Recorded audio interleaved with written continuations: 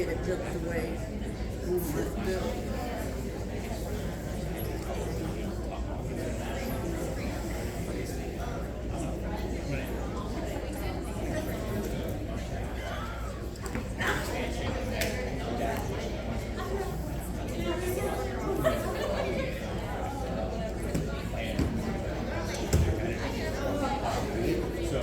We are glad, or we have a, How you doing?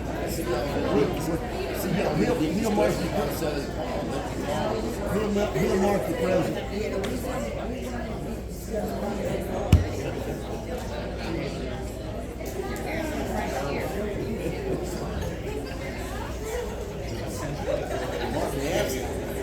No, I said he'll mark the president. okay. Here we go. Good evening. Welcome to the Crossroads Montgomery County School Board formal meeting. I ask that you all join me in standing for the Pledge of Allegiance and talk like moment of silence. Ready? Salute. I pledge allegiance to the flag of the United States of America and to the republic for which it stands, one nation, under God, indivisible, with liberty and justice for all.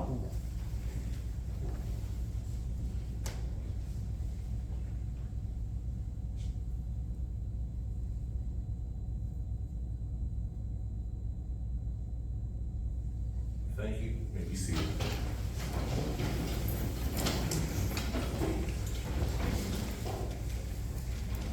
And good evening. This evening, we're going to start off with our points of pride. And we'll Dr. Boomer. Absolutely. So you can always tell school is back in session when we have our points of pride, and it's always great to see students at our board meeting. So I'm going to turn it over to our Chief Communications Officer, Anthony Johnson, to highlight students. Good evening, board. I'm pleased to present tonight a few points of pride our students earned actually this summer. So they were working hard this summer. First, if Christy Long from Montgomery Central High School could come forward, and her teacher, Ms. Tucker, and admin representative, Ms. Houston, that are with her tonight. At the FCCLA, and y'all can come forward right over here, sorry. At the FCCLA National Leadership Conference in San Diego, Christy competed in the Leadership Level 3 Star Event competition. She earned a silver award for her project. The Leadership Star Event is an individual event that recognizes participants who actively evaluate and grow in their leadership potential.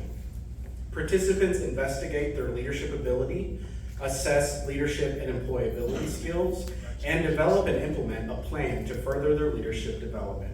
Congratulations on this national honor, Christy.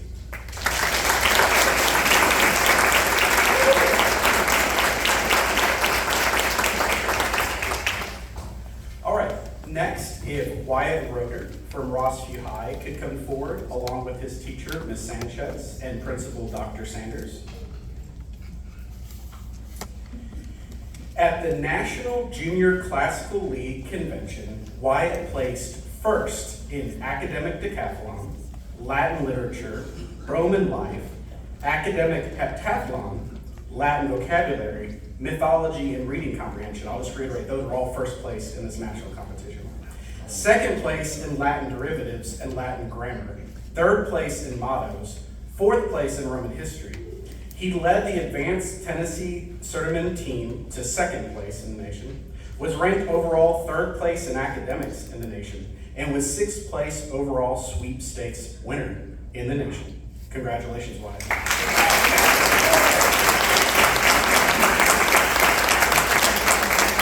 I'm going to have them remain standing while I call up the rest of the team. If Logan Graff, Isabella Ochoa, and Gia Doe could please come forward and join. So as a team from Rossview High School, Wyatt, Logan, Isabella, and Gia placed first in Tennessee. I also want to acknowledge that Logan placed 10th in ancient geography and 8th in the 200-meter sprint. Isabella placed 6th in classical art and 8th in derivatives. And Gia placed 5th in classical art and 3rd in impromptu art. Congratulations to the entire team.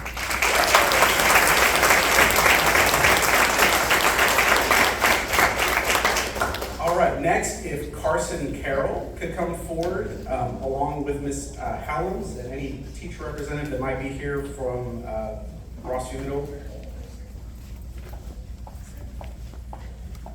All right, so as Carson makes his way forward, at the Junior Beta National Convention this summer, Carson placed 3rd in the nation in 7th grade math. He placed 1st in the 7th grade math at the state convention in November. Congratulations, Carson.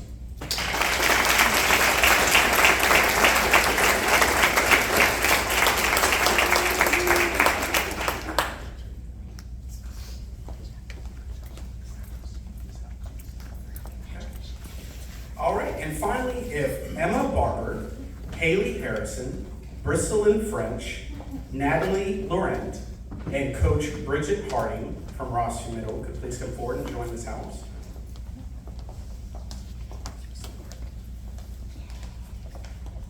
In front of us is the Rossview Middle School Junior Solar Sprint car team.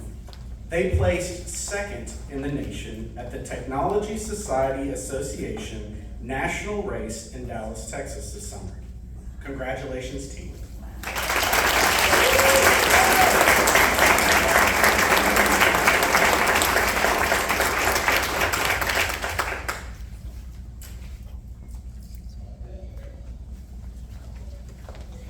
Congratulations to all our national and state winners, and this concludes the point of pride this evening. Thank you, Mr. Johnson.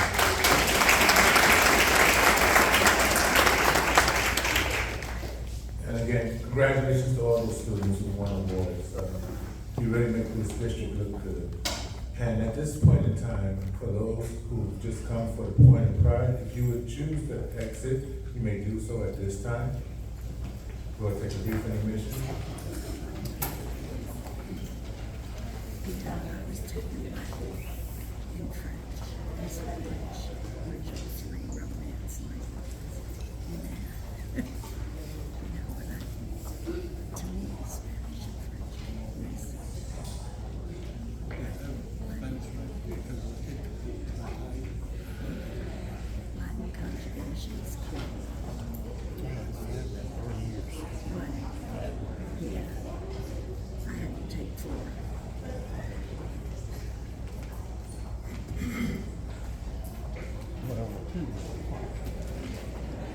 Oh, yeah, you said it. Yeah. They ain't a whole lot like me. No. Just $1 bill.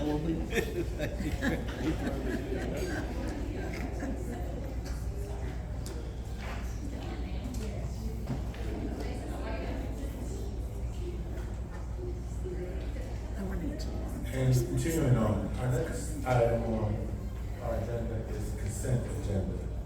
Do we have a motion to accept the consent agenda? Mr. Carlin, do we have a second? We have Mr. Patterson second.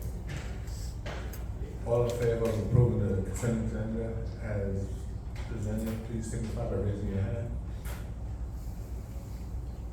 We have seconds, so consent agenda passes. Our next item is reports, and I'll turn that over to Dr. Beck. Absolutely. I would ask our Director of Professional Learning, Tina Smith, to come forward. She is going to present on goal number 7, individualized professional learning opportunities.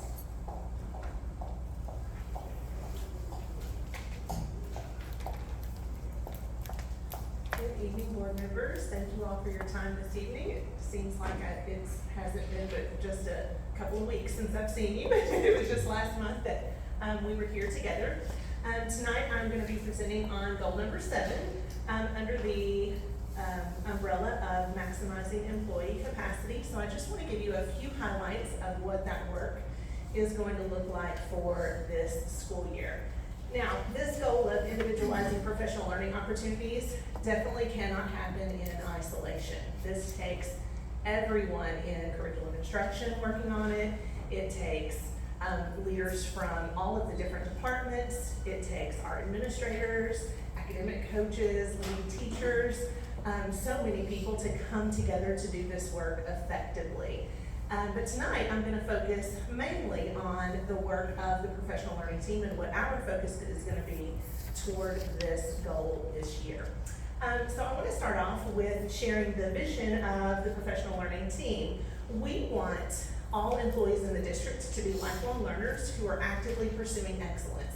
We want every employee to be able to see their next step that they can take for growth and how they can achieve that to do better at meeting student needs in the district. So everything that we do for that vision aligns directly to the strategic work goal for the year. So there are 5 basic areas that I want to highlight for you this evening. The first one is really taking a moment to know what's available. One of the things that we have found is that you don't always have to create something new to meet a goal. One of the things that we have identified is that we have so many resources already out there and available that some people just aren't aware that they exist, or they have forgotten that they exist. So one of our goals for this year is to be very strategic about doing some focused marketing on to target audiences to make sure that everyone who needs learning is aware of the learning opportunities that are already there and available to them. So they just need to know how to access them and go about getting that learning. And of course, we're always going to continue to share the impact that that learning has. So the graphic that I chose to put up here to support this is our professional learning podcast. I've shared this information with you before. It's just one of the ways that we go about sharing the message of professional learning and employees' learning journeys throughout the district. We want everyone to see the learning that they can do. And so that marketing in itself isn't enough. We're going to look for other ways that we can share the learning that's available and help employees see what they can do to take their next steps. A second area of focus for us has to do around variety in format. So when I was here last month talking to you about some of the professional learning updates from the summer, I shared a bit about the Engage Conference and how many learning sessions were available to employees over the summer. So one way that we try to make sure we have those individualized learning opportunities is by the number of offerings are out there and the variety in content that is out there. But that's not the only way. We want to make sure that we have the right type of learning to meet their needs as well. So the image that I chose to show for you this time is one of our micro-credentials. This happens to be the RTI micro-credential in math. And it's just one example of a learning format that helps learners go through the full cycle of learning. So we don't want learners to just have one-time event learnings. We want them to be able to learn something that applies directly to a need that they have a chance to go back and put that learning into practice, then look at the impact that it has in the classroom. How does it affect their students? Sit back, see what next steps that they need to take. So a micro-credential is an example of what that learning looks like. So once that full cycle has taken place, then educators earn this credential to show that they have had this learning accomplishment. So we're looking for more opportunities to have learning that is ongoing and embedded in their work and aligned to their needs, similar to this. So another area in this one is we've had in the past few years an increased demand for online content as well. So just like we have structures and frameworks in place for expectations around what quality in-person learning looks like, we have structured quality expectations around online learning as well, what that should look like. And we're going to try to expand the amount of people who are qualified to produce that type of learning in the district to meet this demand as well. A third area of focus for us this year has to do with instructional technology. So in the past couple of years, we've had to kind of be reactive with our instructional technology supports. We've had to jump in and help people in the heat of the moment learn how to use a new program or learn how to do something or have an immediate fix and immediate need. So we're excited that we can take a deep breath this year and then we can really look to have deeper coaching opportunities with our educators, really help them to identify particular needs, establish goals, and work with them in an ongoing basis to meet those needs. Of course, utilizing technology to best do that. All right, fourth area of focus for us is around our new hires. We all know that It's not just in education, but people across the nation are struggling to find employees, right? We felt it when we go sit down to eat at a restaurant and maybe have to wait a little bit longer because they don't have full capacity staff working with them.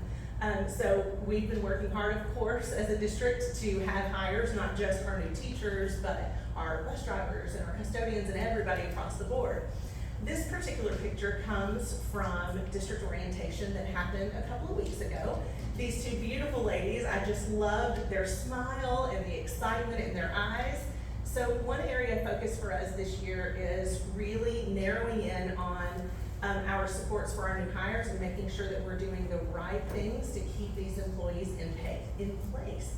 So our focus for this year is around year 3 induction. We're going into our 3rd year of having supports for new hires in their 3rd year in the district. So we're gonna take a moment this year to really analyze and make sure that we're offering the right supports for these people. We're really meeting their needs. And we're really helping to recognize and celebrate their accomplishments and making them feel good about where they are and taking their next steps with us in the district. We know that this is reaching a pivotal time in their careers where they can really blossom, and we want to make sure that we're doing the right things to meet their needs. So that's our 4th area of focus. And then our final area of focus is around our classified staff learning. So I shared a little bit about this with you last month. When I gave you updates around Engage. So I wanted to share that 523 of our classified employees participated in professional learning this summer. You can see the breakdown of how many from each area participated in that learning. There were 66 hours of courses specifically designed for all of those subgroups.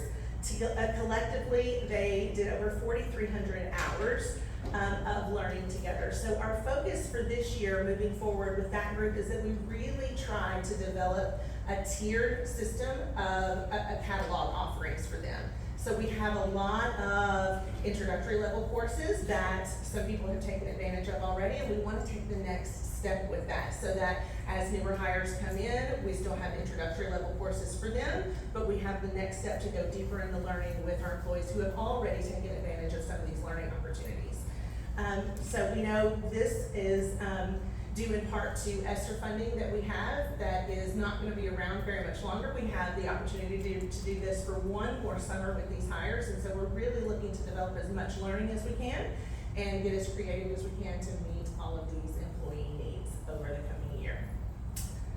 All right, so those are the 5 areas that I wanted to highlight for you this evening. Any questions for me before I go? I have one question. I know you said you had the 3-year markers where you really try to engage those teachers. Is that the year that usually teachers, if they're gonna leave the profession, decide to leave? Potentially, yes. A lot of the national data tells us that in the first 5 years are when teachers decide to leave. And year 3 is definitely a critical point in that junction. Any other questions? Thanks so much. Thank you all for your time.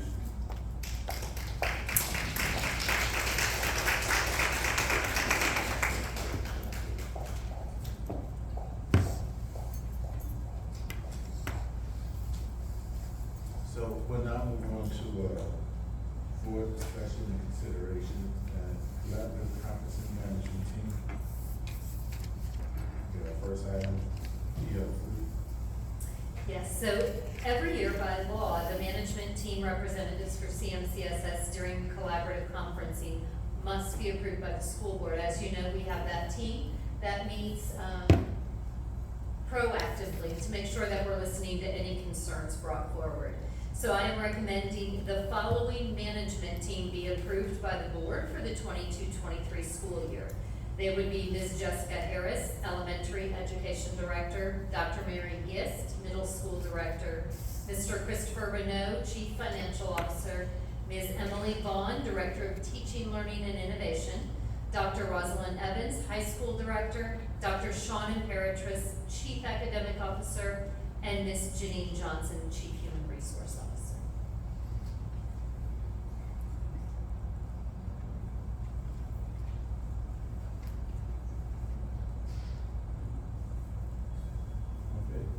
All right, so that being said, we'll go ahead and put it to a vote to accept the collaborative conferencing management team. Do we have a motion to accept those names mentioned? I so move. And Ms. Pace. Discussion. Yes, Ms. Pace. Yes, I mean, after seeing this list, pretty good high-ranking individuals, and I don't think we could get a final group put together, so good job. Good.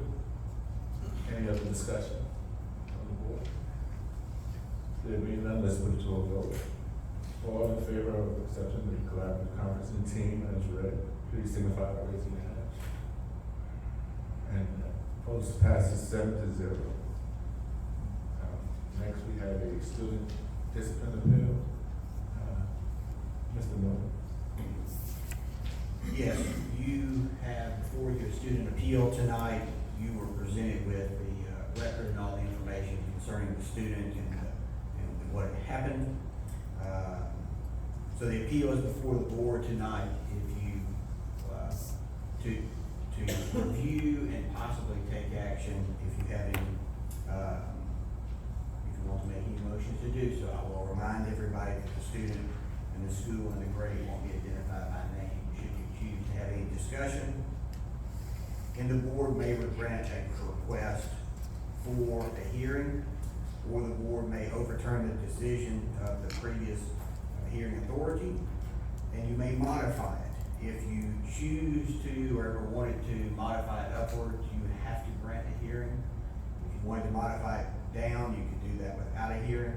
If no motion is made, then the decision of the director is affirmed. So now would be the time, if anybody wants to make a motion, to make a motion. I'd like to make a motion that we reduce the time, not eliminating what the student did, but I'd say we reduce the time to a 6 months expulsion as opposed to a year. Okay, there's a motion on the table. Is there a second? Motion and second. Is there any discussion?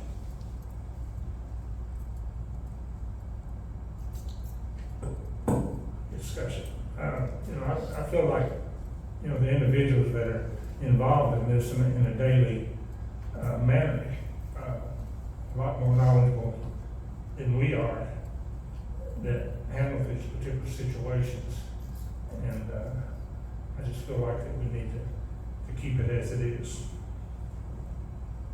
Okay. Any other further discussion?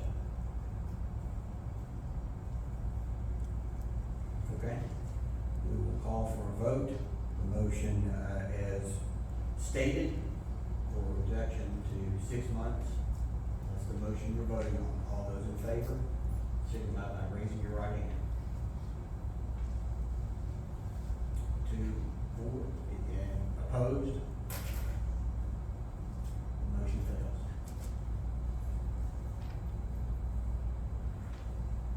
Okay.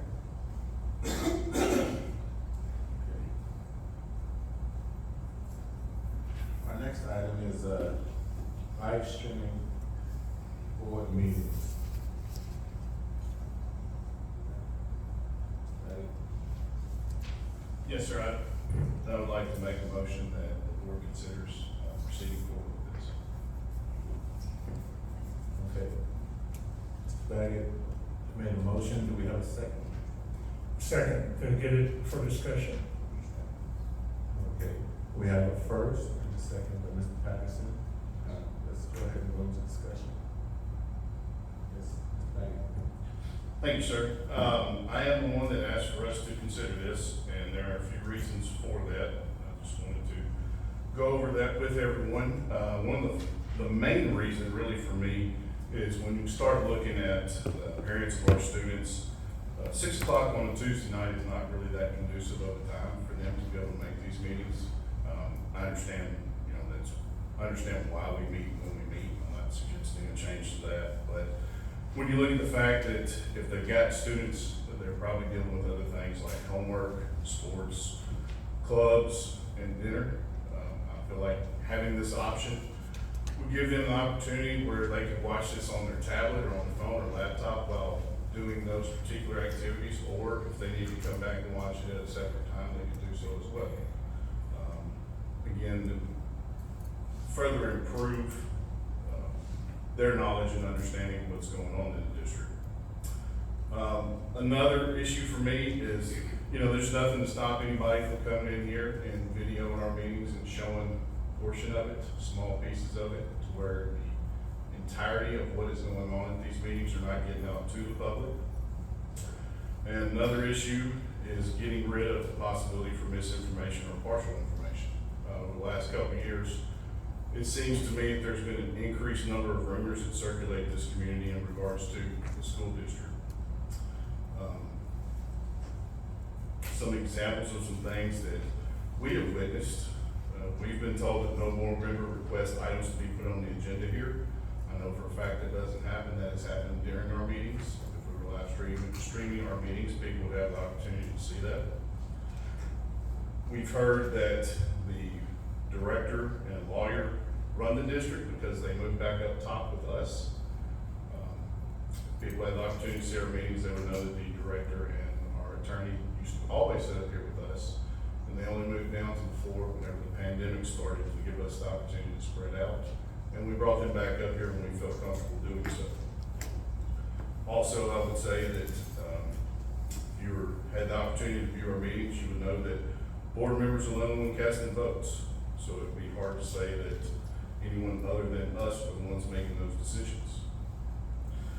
I also once saw an elected official share some testing data of ours, which is great, except for the numbers were wrong. They were off by 1 or 2 numbers, and they only picked out certain numbers to share, not giving the whole picture of what's going on. I myself was accused of missing a bunch of meetings and not voting on tough decisions.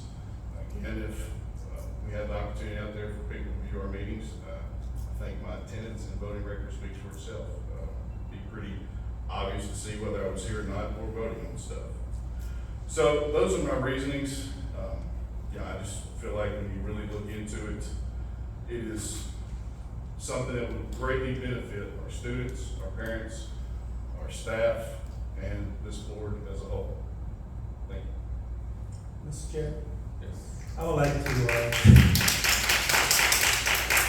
thank Josh for doing that explanation, because when this first came up, I was totally against it. But I wasn't thinking about all the things that he just mentioned. Although I'm concerned that people will use the time unwisely by being streamlined, I think that this is the time that we need to try this, even if we don't keep it up down through the years. I think this is something that we need to take under consideration seriously. Okay, any further discussion? My opinion on it is we should broadcast this meeting and not live.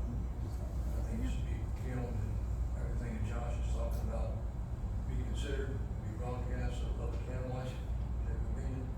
But a live broadcast at 6 o'clock is not gonna be any more convenient than a broadcast that they can turn on when they want to, but a live stream through our website or something like that. And the broadcast at a later date, even an hour after, pretty much less expensive for the system. It would serve the same purpose as far as the community being able to observe and watch the meeting, know that everything Josh is talking about is true. It's very seldom is there live TV with professionals, newscasters and actors. It is delayed by a few seconds in case there's an issue. That really should not be broadcast. And I believe it would be wiser to take the mid-road and film them and make them one that people can watch the meeting at their convenience, without having to be here at 6 o'clock. But I'm not in favor of it being a on-the-spot live broadcast. Thank you, Mr. Griffin. Mr. Bagley. I'll just say this, I don't really have, any hard feelings towards that particular proposal, but if you want to make an amendment to my motion, to me, the most important thing is that the option is out there, some form, way, or fashion for the community to be able to do these meetings. So, you know, if it happens to be after the fact, excuse me, I would rather be that way than not at all. But if I may, Anthony, I know you were putting together some information on this for us. Was that a part of, as far as filming it and allowing to play back at a later time, is that a part of the information that we got on this? No, sir, it wasn't something that we proposed, just for a couple reasons. I do want to clarify that even if we record it and display it later, we still have to caption that. And so that would be something we'll have to do.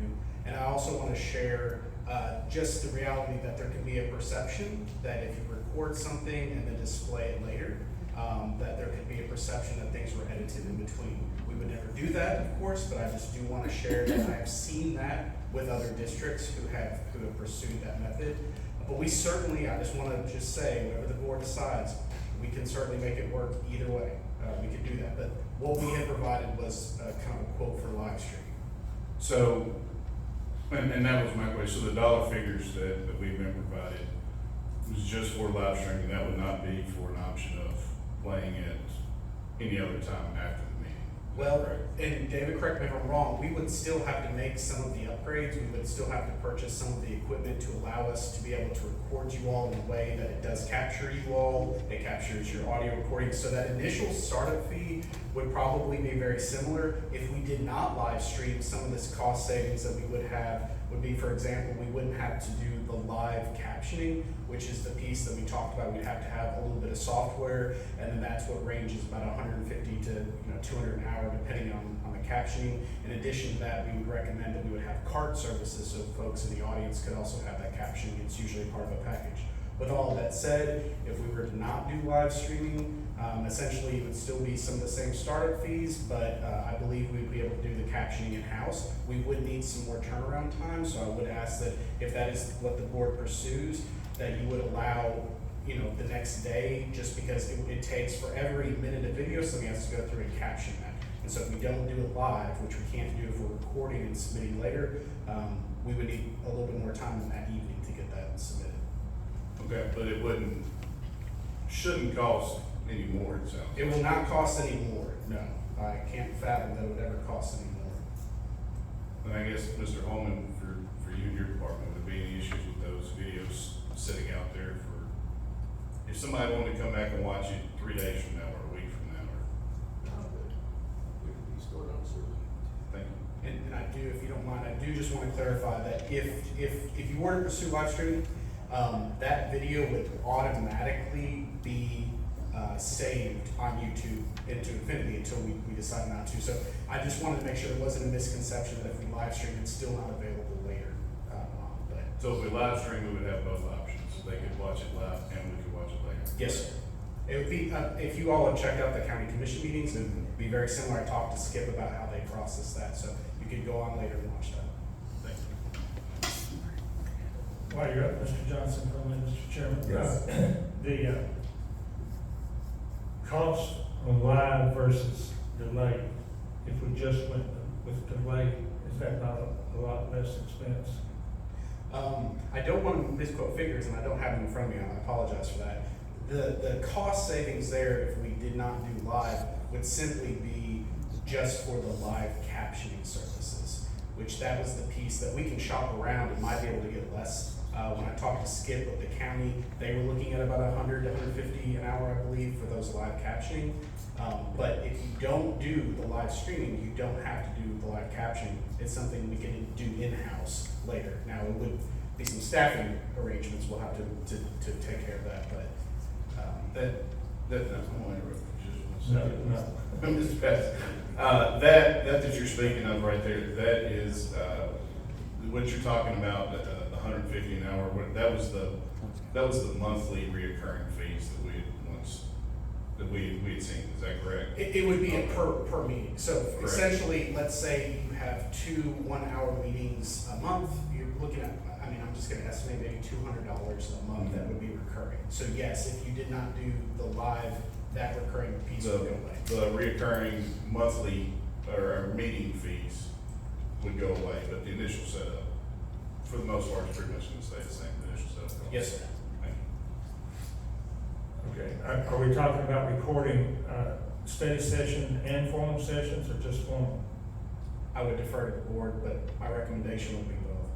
Would be both? Yes, sir. Okay, and we've talked about everything, but, startup fees approximately? You said you didn't have those figures with you. If I'm remembering a figure. I won't hold you to it. It was around 50,000, and I do want to remind that Chris and David and Dr. Huff and I had spoken. I believe we'll be able to tap into some FCC grant funding that we still have available, so we would be able to use grant funds, we do believe for that. And then after that initial startup fee, then you're saying $200 or $300 a month? Yes, sir. And that would be it. Yes, sir. And I'm like Mr. Garland, when this first proposal here, I mean, I was totally against it. I feel like it would cut us having speakers. I mean, I know we're still gonna have them and they'll be available, but I just felt like it would cut them down, people that wanted to talk and participate in the study session meetings. Of course, again, they can see the meetings on TV, whatever. And a lot of the things that you brought up that I didn't think of, but the initial cost, that was my concern, but you brought up some good points there too. But I was totally against it, and might still be. I like Okay, any further discussion? And Mr. Griffin, did you, Oh, wait, I did not, but I'd like to amend the motion to broadcast delay. do we have a second for the broadcast delay? Motion, Mr. Barton? Any discussion on the broadcast delay? discussion on how long delay. 24 hours, just if we needed that. I believe they said it'd be at least the next day before you get the caption done. Anything further on discussion? Okay, so we're gonna take a vote at this point, and what we're gonna We're vote voting on the minute. What we're gonna vote on is the amendment for the delay of adopting the broadcast. Okay, are we clear? I'm not, say that again. We're gonna vote on recording the meetings and having it delayed 24 hours prior to publication. Okay, all in favor of recording the meetings and having them delayed 24 hours, signify by raising your right. Okay, I apologize. Are we voting on the amendment or? Yes. We're voting on the amendment. We need to vote again? Okay. All in favor of having the meetings recorded and put on a 24-hour delay, signify by raising your right hand. Okay, we have 7-0. All right, so that motion passes. Okay, and our next item on the agenda was our 10-point grading scale. What we've actually heard from the state that they've actually adopted the 10-point grading scale. I think one of the issues that we were looking at is trying to have it retroactive. And because this is a legislative item and not a state board item, it will not reach the legislator until next February. So we still have some time to work on this piece of proposed change for the legislation. So we're going to go ahead and move that into our next study session. Okay. All right. So next, Fort Campbell School Liaison officers' comments.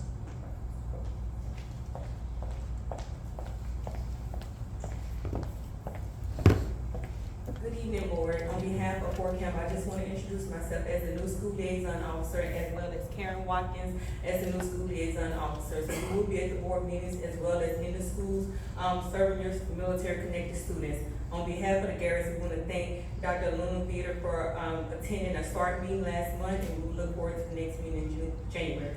Thank you. Thank you. Welcome. Welcome, both. Next we'll have, our CMCEA representative, Ms. Brown.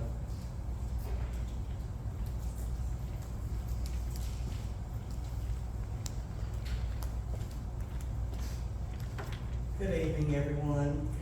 And I promised my first point I had written before I walked in to this building.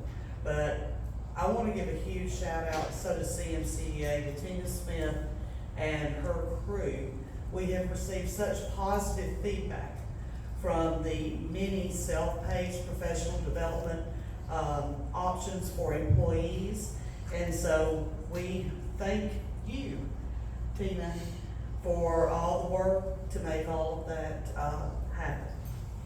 And we've also received a lot of very positive feedback from the roadshow. Members really prefer it to the previous beginning of the year meetings that we had. Personally, I love the rock and roll theme, and I had no idea that we had such a talented member of SLT. And I think I could see in my crystal ball an appearance on America's Got Talent coming very soon, Mr. Renee. Great news. But on a serious note, we know the CMCSS it still has staffing shortages. It seems to be on the morning news every day. So the CMCA leadership is ready to begin collaborating and working with the board, Dr. Vetter, and the senior leadership team to find ways to retain teachers and staff and prioritize hiring and retaining those who are in direct contact with students. Better than ever, together. Mr. Baggett, I believe this is your last formal board meeting. And I just want to say, you know, working in education at any level, I find to be the most rewarding work in the world. And I want to thank you on behalf of CMCEA for all your years of service to the employees and the students of the Clarksville Montgomery County School System. Thank you.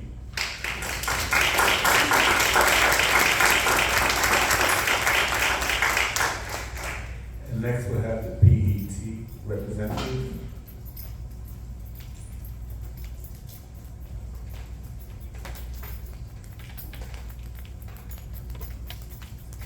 Good evening, board members and Dr. Vetter.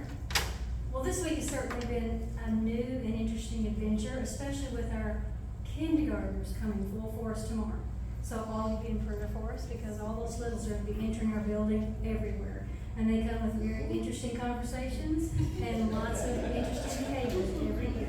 So we look forward to it. Our focus this year on what is right with public education. You know that we've taken quite a hit this summer from some people who don't quite think our job is as hard as we know that it is. Let's appreciate the good things we're doing every day.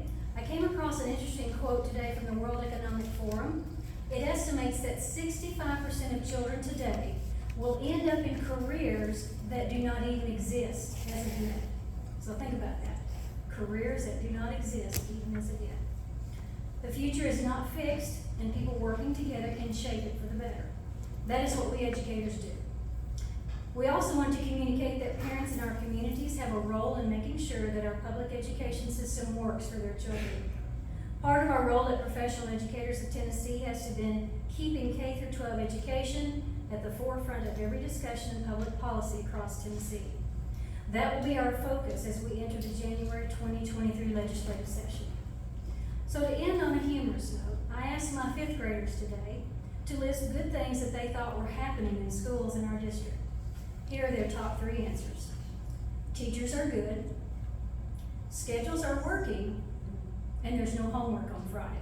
That was the big one. So we look forward to working with you this year. Thank you. Thank you.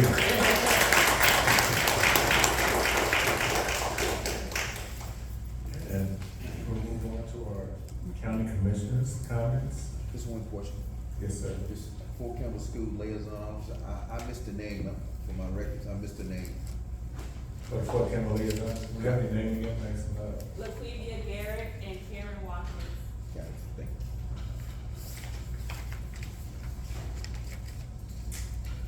All right. And at this point, we'll move on to board members' comments. Mr. Gordon. Yeah, I'd just like to thank the teachers for the job that you do every day. You know, I was watching the news this morning and the question was put to the Secretary of Education, what was he going to do to try to stem the shortage of teachers across the nation? And the first response came out of his mouth, well, Tennessee has a good program that they are working to try to make sure that there are teachers that's going to be able to go into class. And if I'm not confused, Dr. Imperatrice, he was talking about grow your own. So that means that somebody knows what they're doing, and I want you to know that I appreciate what you do every day. Because without you, we have no school. Without you, the students have no teacher. And if the students have no teacher, they will not learn. And so I encourage you to continue to do what you do. Pleased to be here. And to Josh, it's been great working with you these years. And we hope that you have a good retirement, whether you come back or not. God bless you. Thank you. Ms. Bates? I'm Josh Baggett. You know how I hate to say goodbye. And I'm sure you remember how much I pestered you to remain on the board this past term that we just finished. You're such a level-headed, honest, and fair-minded soul. You're always professional, you're conscientious, you're decent, and you never a backstabber, or you never a negative force. Fellow school board members always enjoy working with you. You're an open-minded team player. You've always been a true gentleman, and you're going to be so missed. Thank you for your service.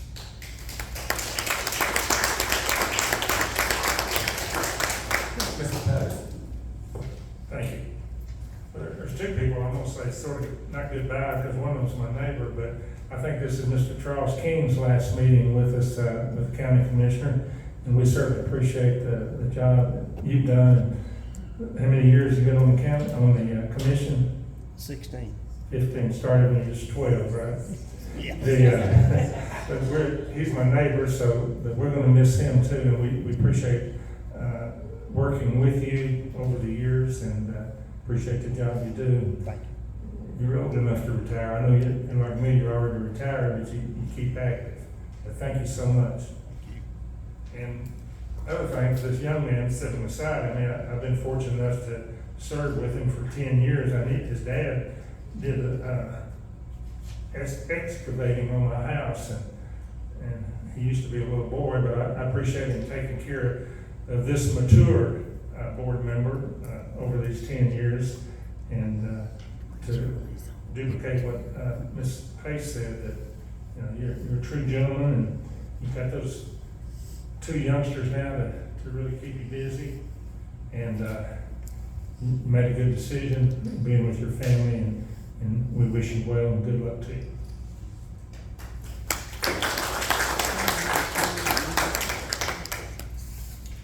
I want to say that I'm going to miss Josh. He has always been a blessing. He's always been a team player. And I want to say that he always kept a level mind and made the best decisions for students as well as our staff. And he's going to be greatly missed. And then Ms. King, I'll miss you as well. You have been wonderful and very supportive of the board. And I just want to say, War Eagle. War Eagle. War Eagle. We know what that means, Auburn University. Mr. Baggett? Thank you, sir. Yes, sir, Mr. King, thank you for all you've done for the community. Really appreciate it. Best of luck to you. Thank you. I've really enjoyed serving on the board this last 12 years. We've definitely gone through some tough times, but we've also been a part of some really positive things happening in the district. It's been exciting to watch this district as it continues to evolve. And it will be equally as interesting to see where it goes in the coming years. We've got some great people who work for this district, and I don't think we can thank them enough for what they do for our students. And that spans the entire district. Doesn't matter what job you hold here, everybody plays an integral part. I've had the opportunity to serve with several different board members and appreciate all the work that they have done over the years. Seen some great leaders for this district, my time with Dr. B.J. Worthington and Millard House. And I can't thank Dr. Angela Huff enough for, excuse me, for the job she did for us as the interim director for the year that she was in that position during a very difficult year. Thank you. Lost my notes. Now I just look forward to seeing what Dr. Linovetti could do. And it's been an honor to serve the people of District 7, and I thank them for giving me that opportunity. Thank you. Thank you. Now we know why he wanted to have a TV production, that he can watch us on TV. And again, also, Josh, I appreciate your time here on the board and all the support and all the guidance you've given me from having had previous board experience prior to my coming here and being on the board. And with that, Mr. King, I thank you for your time here. Thank you. And also, I'd like to congratulate all those winners who got reelected, Ms. Berry, who got reelected, and Mr. Garland, who's got reelected, and Ms. Pritchard, and Mr. Woodson, yes, excuse me for that. Mr. Woodard, yes. And just congratulations to them. Race is well run. Yes, and myself. But, congratulations to all of you. And, oh yeah, Mr. Bill, congratulations. Yeah, he has wasted no time and he's filled my email box. But for the right reasons, looking out for students and what was concerned. And also, I just want to thank everybody who's been involved in adjusting the PRZs as those concerns have come in. They've come fast and they've come furious, but I think we've made some very good adjustments already. And thank you. I know you played a huge part in that, Mr. Drummond. So thank you for that. If there's nothing further from the board, we'll go on and move on to the Director of Schools report. Absolutely. So we're going to start this evening talking about a little bit of what's gone on over the past week or so as we've kicked off the school year. So we began our year, as mentioned a little bit earlier, by welcoming faculty and staff members at all 7 high school campuses. We had a back-to-school roadshow that we did at each of the campuses, all of the SLT team. A huge thank you to everybody for coming out and really just celebrating and recognizing and motivating, hopefully, our faculty and staff members. As you can see from pictures, it was pretty exciting, and thank you to those board members who were able to make some of those shows, and it seemed to be well received, so we had a great time. We also kicked off the school year by doing some school visits. So on the first half day, we visited Kirkwood Middle, Hazelwood Elementary, and West Creek Elementary. And then on the first full day, we welcomed Kenwood Middle, Ringgold Elementary, and Liberty Elementary students. And you can see by the smiles on parents' faces, everyone was happy for the school year to begin. Next, I want to show just a little bit of data. As you may know, the embargo was lifted yesterday on August 15th about the latest district data from the state. So I want to highlight a little bit of that data and explain a few things, knowing there is more data yet to come. So what the data that we're going to be looking at today is going to be the TVAS data. That's going to be the growth. So essentially, did the students in the schools make at least an adequate year's growth, which would be a level 3. I want to highlight the data that we're looking at today will include science social studies. When data will be released through the state report card in late September, early October, it will only be on the ELA, the literacy pieces, and math. So some of those accountability indicators, when we talk about the letter grades that will be coming up, I want to make sure everyone is clear. For high school and K through 8, it will include achievement, so essentially just the scores that the students are receiving. It will include TVAS, which is that growth. For high school, it will include Ready Graduate Indicators and graduation rate, and both will include chronic absenteeism and ELPA, which is related to the EL scores. Next slide. So as you can see, we have some things to celebrate, and we've got some things to work on. So as a system, very happy to see we had a system-wide composite of a 5. A 5 is the highest indicator on the 1 to 5 scale as an entire district. That 3, again, would be the expected 1 year's growth.